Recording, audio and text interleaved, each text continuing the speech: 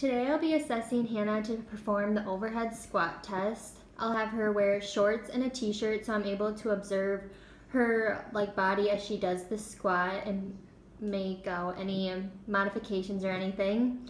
The purpose of the overhead squat is to be used to assess her dynamic flexibility, core strength, balance, and her neuromuscular control. This type of assessment is used very frequently because it's reliable. There's 3 views we'll be using to observe Hannah today: the anterior, lateral, and posterior. I'll start with anterior since she is already facing me. I'll have her make sure her feet are shoulder width apart, pointed straight ahead towards me. Her feet and ankles should be neutral and she should have no shoes on. And I'll want her to raise her arms above her head before she does the squat so that her arms are in full extension.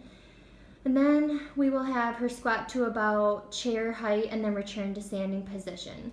So if Hannah, you want to start doing your 5 squats.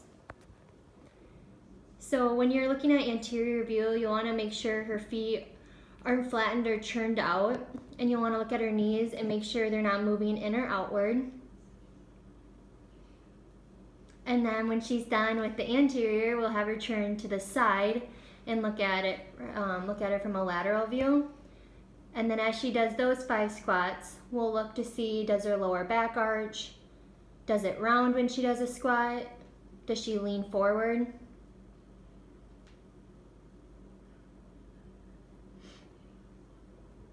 All right, and then after Hannah's performed that, we'll have her turn posterior view, so we'll be looking at her from behind. And as she does these 5 squats, we'll see if her feet flatten to the floor or raise off of the floor when she does the squat. And we'll also be looking for if there is an uneven weight shift.